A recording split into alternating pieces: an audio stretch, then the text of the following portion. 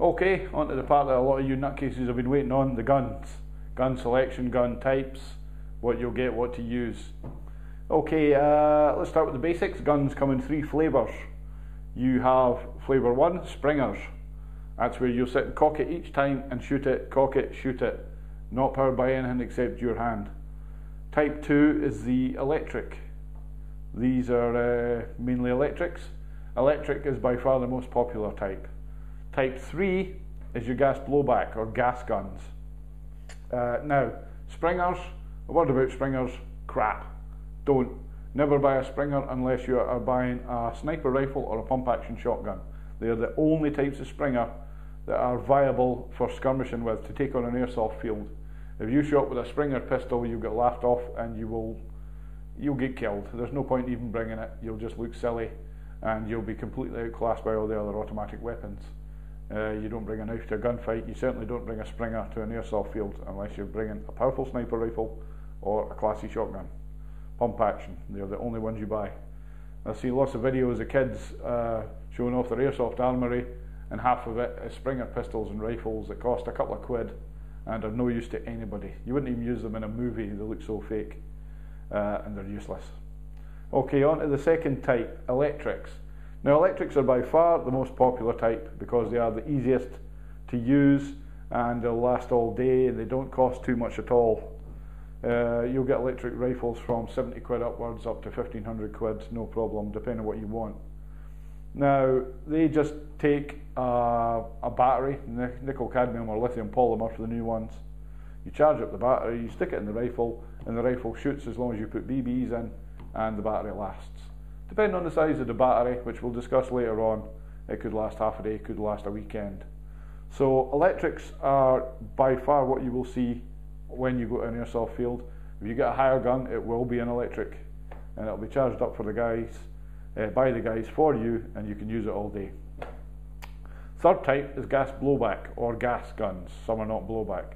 If you buy something like a fully automatic gas rifle, they are brilliant fun to use. They behave the most realistically of all the guns. You do actually have to use the cock and lever to fire it. You do actually have to use a bolt release when you change mags. All that sort of good stuff. Very realistic, very popular in the movies because all you do is add the sound effect and the smoke and you've got a real gun. So they are great in that respect. They are, however, expensive. Not only expensive to buy, but expensive to run. If you fill a magazine with BBs and an electric rifle, that's all you do. You pour the BBs in, plug it in, off you go. With a gas blowback rifle, you will have to fill each magazine also with gas. And one charge of gas will probably do one magazine. So when you go to reload that magazine, and I'm talking like mid-caps here, like 60 rounds, 80 rounds, when you reload that with BBs, you will also have to charge it again with gas. And gas isn't that cheap, it's a tenner for a tin that size. You may get a game, one game day, half a game day out, depending how much you fire. You will go through the gas. You will need to buy gas as well as BBs. Also, they have other restrictions. Most run on the variants of propane. Some are CO2, but most are sort of propane type things like normal gas pistols. And with any gas gun, it's severely affected by the weather. I live in Scotland. It's bloody cold most of the year round. Our summer lasts 2 weeks, and it usually rains anyway. So performance is way down on what you would get in a hot country. They shoot much better in warm conditions. They do not like cold conditions. They will seize up. They will tail off. You'll lose power. Seals will go. It's ghastly. They're a nightmare in cold weather. So don't use them here. In warm countries, yeah, they can be great. But even then, when gas expands, it draws the heat out of the area to cause the expansion.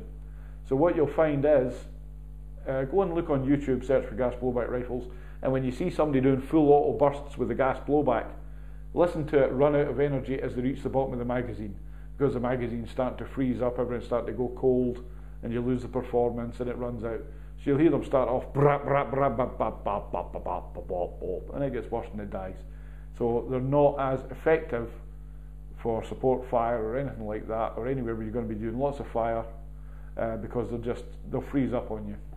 I've seen it with some of the pistols where you get the extended mag and it's a gas one and it's full auto, and you won't get halfway through the magazine before it's frozen in the chamber and your hand's freezing cold and things start to seize up, just purely because of the effect of the gas expanding. It's air conditioning on a tiny scale. So that's gas blowbacks for you. The only gas blowbacks or gas guns you will see everywhere are things like this, the pistols. This is a gas pistol. Almost all pistols you will see in an airsoft field will be gas or gas blowback.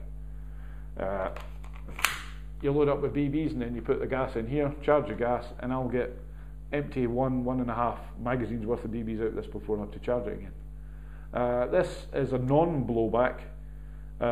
If it was a gas blowback, the slide would move. It would all look very realistic, but to move the slide takes gas, which takes away performance.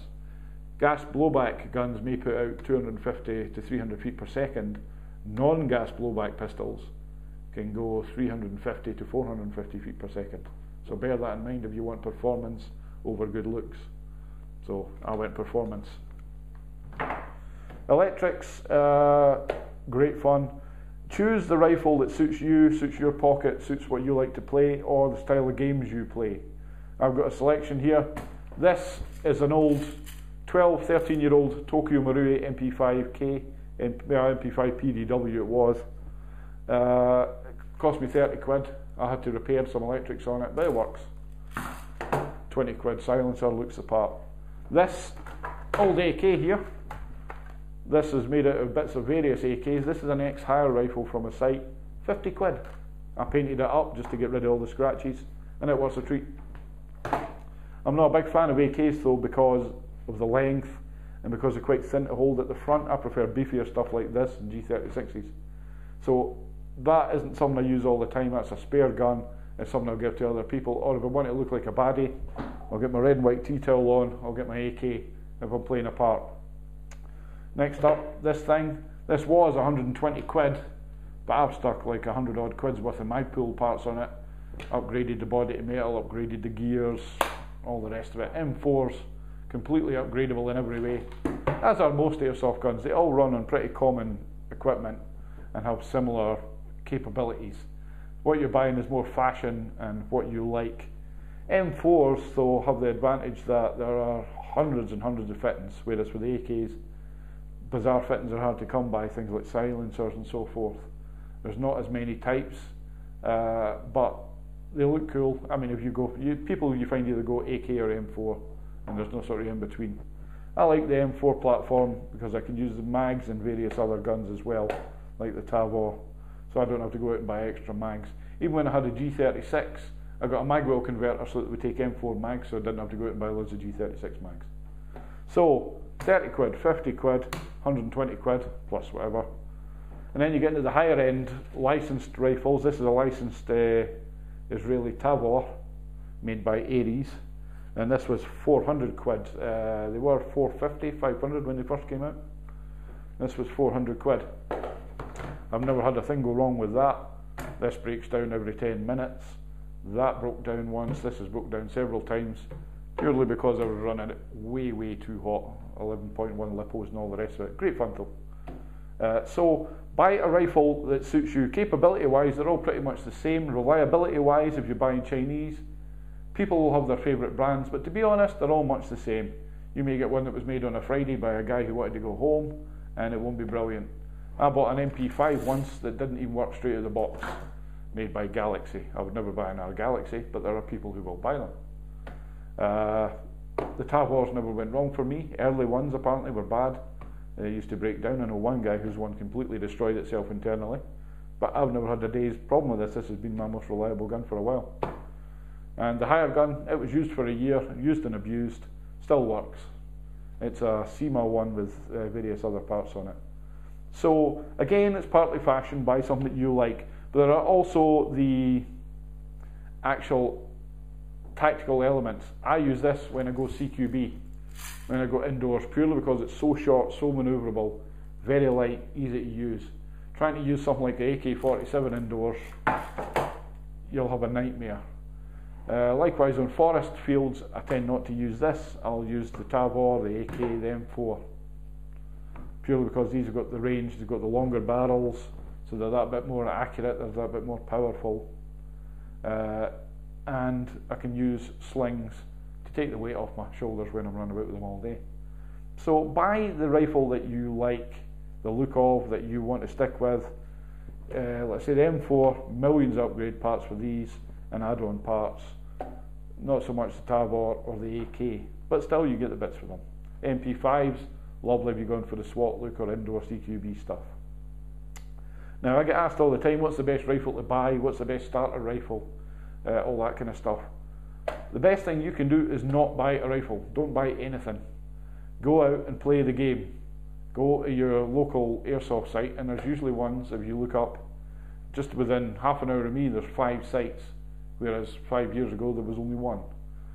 So go and check, just do a quick search on Google. Don't buy a gun. Go and try the game, pay for a higher rifle. Most sites in Britain, it's like 40 quid, they will give you a gun, overalls, ammo for a day, and face protection, and send you out there, and that's you. 40 quid, you're on, you're playing. They'll usually give you whatever higher guns they're using at the moment. Sites around here are using FAMASs, M4s, G36s, some are using AK-74s, things like that. It doesn't matter what you get, you'll have a shot of it, you'll see if you like the game, if you want to play, if you get into it, or it's not for you, then you haven't wasted any money on your gun. If you do like it, you've had a shot of a gun. What you'll also get is to see everybody else's guns, and there will be a wide variety, all customised, all various bits. And people love showing off their guns. They'll quite happily give you a shot of their gun, let you see it, let you heft it, see what you think of the weight, the quality.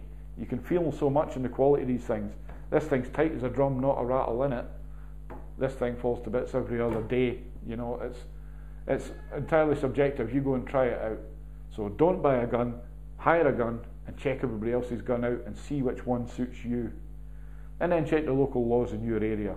In Britain, you have to play 3 times on a registered site or be a member of a club. You have to be over 16 to get anything realistic looking. You can buy 2-tone guns which have been painted a bright colour so they look like toys. A lot of sites won't even let you on with them though, and it's illegal to repaint them. In the States, where you can go and buy these guns for real anyway, the corner shop, they make airsofters use red tips on the end. Christ knows why, but there you go. So check the law in your area. But if you're young, expect to be hiring guns, sorry. Same with pyros. When you go into a site, you can buy grenades, smokes, flashbangs, all that kind of stuff. But most sites will only sell it to 18 and over because it's explosives. You may blow your fingers off. I've certainly burnt mine several times. So that's guns. For a noob, don't buy a gun, hire one and play with everybody else's, check them out first. When you buy a gun, it's half fashion, half what do you play. If you play CQB all the time, you go for compact guns with nice rate of fire, low power. There will be power restrictions as well, I forgot to mention. In the UK, if you're playing on most forest sites, they will allow automatic rifles up to 350, 370 feet per second. They will allow semi-automatic electric sniper rifles, single shot things, up to 450, and they will allow bolt action sniper rifles up to 500 feet per second. But they will have an engagement range. They will say do not fire at any target under 20 metres. And then you have to switch to a pistol or some other small electric weapon that fits the bill. Some indoor sites will only let you in with under 330 feet per second. And when you play, you'll see why. It's so bloody sore if you get shot a couple of feet away. Very, very sore. So a lot of them will have engagement distances. They will have single shot only within 5 metres or when indoors or shooting indoors, things like that. Various sites have various rules. But you must make sure your gun meets that, and it will be tested when you buy it usually. With things like the more expensive guns like the Tavor here, this actually has a quick change system. I can clip the back off here and I can pull the spring out in under a minute or two and change the spring. I've got various springs. Springs are only a tenner. So I've got a spring that shoots 369 feet per second, which is in it right now for forest stuff. And if we go to the CQB site, I have a second spring here which I can pop in. It shoots 320 feet a second. So I can use this gun anywhere. It's nice and short, reliable and customizable. These other things I can only use them on forests, but there you go. This thing shoots low so I can use it on CQB but no good in a forest. So think about what you want to buy, what kind of look you're going for with your whole rig, and buy the best rifle you can afford basically. The more money you spend, the more likely it is that you are getting a decent rifle that will last you a while. And remember, it doesn't cost that much to repair these things. Usually they all use common parts, common gearboxes and so forth. And upgrades for them are cheap. Barrels are 15 quid, 20 quid. Springs are a tenner. Gears are 20 quid. Things like that. It's nothing amazing. So it's down to you. But for any noob, the advice is do not buy a gun. Hire a gun and play with everybody else's 2 or 3 times. See that you like the game. See what guns you like. Everybody will show you their gun.